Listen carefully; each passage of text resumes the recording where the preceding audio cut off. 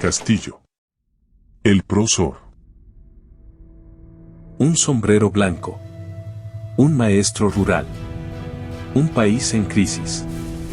¿Puede un hombre, salido del anonimato, cambiar la historia de una nación? Hubo uno que se presentó como el rostro del pueblo olvidado, el símbolo de los que nunca llegaron al poder. Pero tras las promesas de justicia social, se desató una tormenta política que casi arrastra consigo al país entero. Hoy, desentrañamos el misterio de su ascenso, su fugaz gobierno y la caída que lo llevó a la cárcel.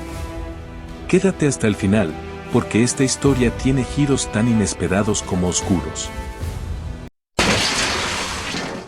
El profesor. José Pedro Castillo Terrones nació el 19 de octubre de 1969 en el caserío de Puña, distrito de Tacabamba, provincia de Chota, en Cajamarca.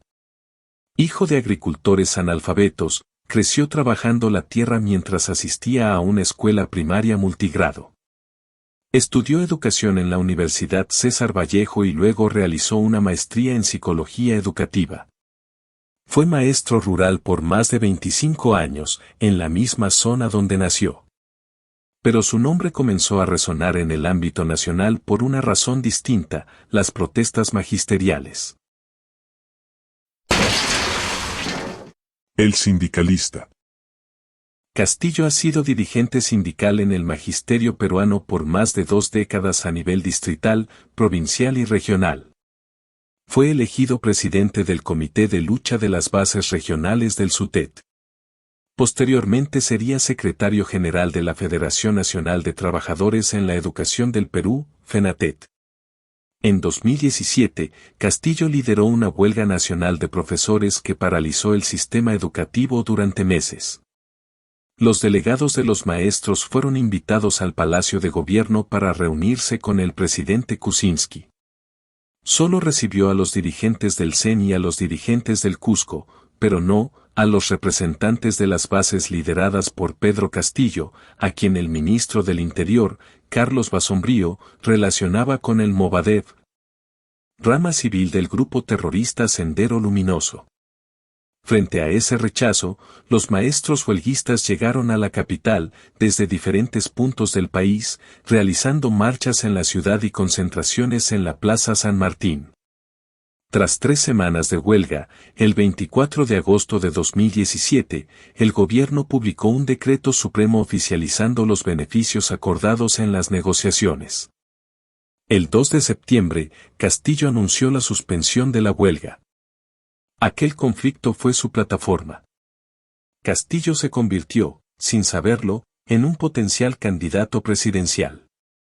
Y cuando nadie lo esperaba, dio el siguiente paso. El candidato. En el año 2002, postuló por el partido político Perú Posible a la alcaldía de Anguía, sin éxito. Fue miembro del Comité de Cajamarca de Perú Posible, desde el 2005 hasta el 2017, cuando la inscripción de este fue cancelada. Después de su liderazgo durante la huelga de maestros de 2017, numerosos partidos políticos se acercaron a Castillo para invitarlo a ser candidato al Congreso. Aunque él se negó y decidió postular para presidente, después de ser alentado por los sindicatos. En octubre de 2020, se confirmó su candidatura a la presidencia de la República en las elecciones generales de 2021, por el Partido Perú Libre. Junto con Dina Boluarte y el exgobernador regional de Junín, Vladimir Cerrón. Pedro Castillo lanzó su candidatura sin mayor atención mediática. Su lema era simple: no más pobres en un país rico. Castillo prometió que de ser elegido presidente del Perú, cambiaría la constitución política de 1993, mediante la convocatoria de una asamblea constituyente. También declaró que desactivaría el Tribunal Constitucional si éste se oponía a la reforma constitucional. Asimismo, mencionó cesar a la Defensoría del Pueblo, aunque luego señaló no querer desactivarla sino reforzarla. Propuso prohibir las importaciones de productos que se producen en el país, lo que fue criticado por algunos políticos y analistas. Asimismo, en abril de 2021, aseveró que de salir electo, le otorgaría el indulto presidencial a Antauro Humala, un político etnocacerista que fue sentenciado a 19 años de prisión. Luego de liderar la captura de una comisaría en Andahuaylas, que terminó con la muerte de 4 policías. Castillo realizó un cierre de campaña en el centro de Lima, antes de las elecciones generales, en el cual afirmó que de ser electo, solo recibiría el salario de un maestro y que buscaría reducir el salario de los congresistas y ministros a la mitad. En la primera vuelta, Castillo se colocó en el primer lugar de la lista de 18 candidatos a la presidencia, lo que originó una caída de la bolsa de valores en Perú y una caída en el valor del sol peruano. Al pasar a segunda vuelta, frente a Keiko Fujimori, el país se partió en dos. Antes de la segunda vuelta electoral, Castillo afirmó que él iba a gobernar durante los 5 años y no Vladimir Cerrón.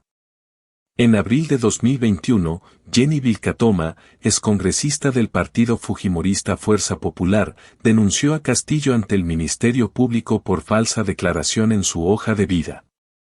Según registros públicos, Castillo fundó una empresa llamada Consorcio Chotano de Inversionistas Emprendedores JOPSAC, la cual no señaló en su hoja de vida presentada al Jurado Nacional de Elecciones.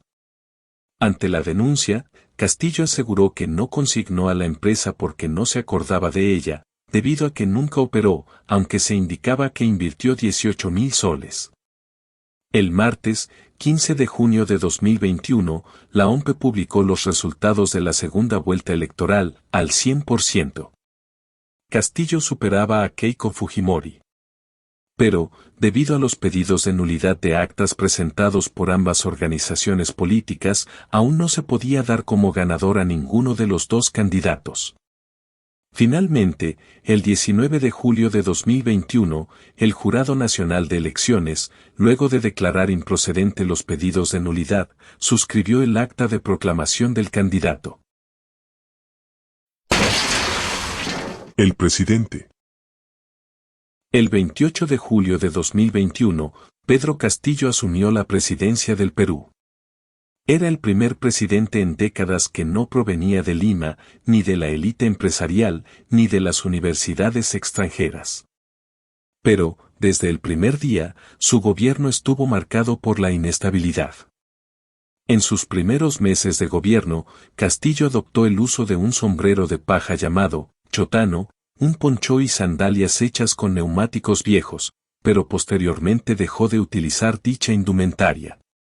Desde el inicio de su gobierno, muchos de sus ministros comenzaron a ser cuestionados por los medios de comunicación debido a diversos motivos: inexperiencia, no tener el perfil adecuado para el cargo que desempeñaban, y por supuestos vínculos con grupos extremistas y organizaciones terroristas. Esto intensificó el enfrentamiento con un sector opositor en el poder legislativo, que exhortaba al presidente Castillo a realizar cambios en su gabinete para que se le otorgue el voto de confianza. Su relación con el Congreso fue tensa, casi hostil. Tenía un legislativo dominado por bancadas opositoras como Fuerza Popular, Renovación Popular y Avanza País.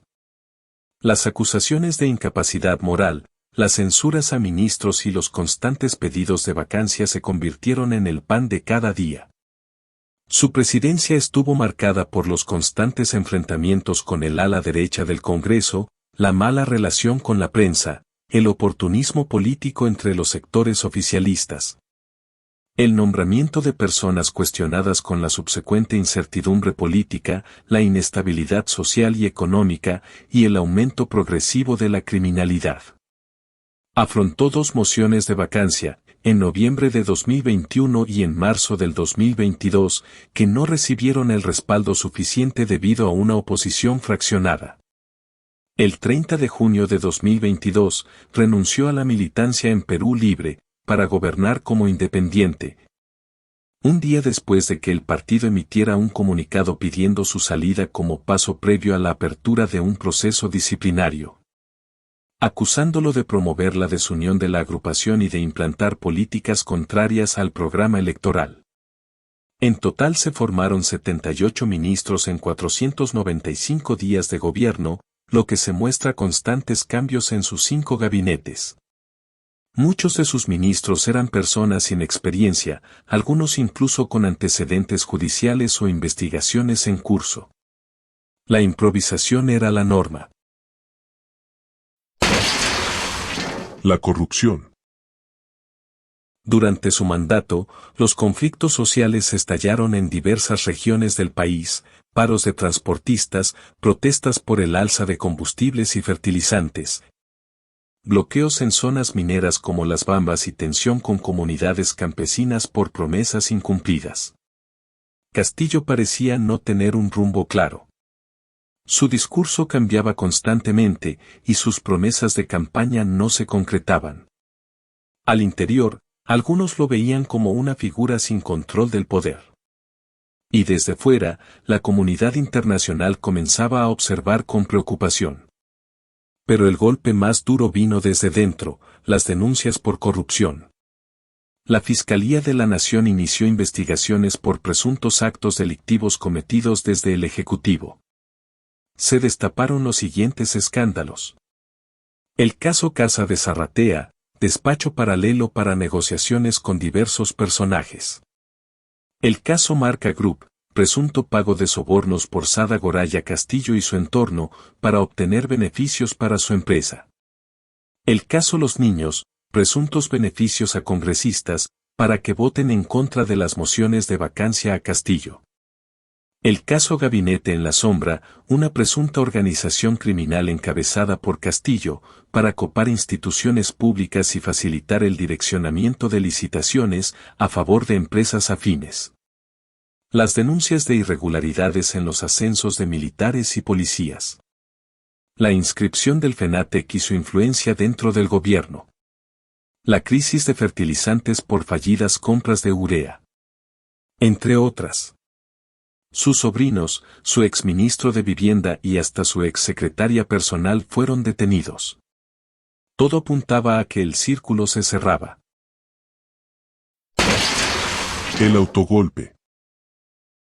El 7 de diciembre de 2022, en un movimiento desesperado, Castillo leyó un mensaje a la nación, anunciando la disolución del Congreso, la reorganización del sistema judicial y la instauración de un gobierno de excepción. Pero el país no le siguió. Las Fuerzas Armadas no lo respaldaron. El anuncio conllevó la renuncia de una parte de la cartera de los ministros. Poco después de su declaración, el Congreso votó para destituirlo de su cargo mediante un proceso de vacancia el cual fue aprobado. Posteriormente a su destitución, fue detenido. De acuerdo con el parte policial, Castillo fue arrestado por su propia escolta cuando se dirigía a la Embajada de México en Perú. La medida propició que simpatizantes de Castillo iniciaran protestas y algunos países de la región como Argentina, Bolivia, Colombia y México rechazaran su destitución.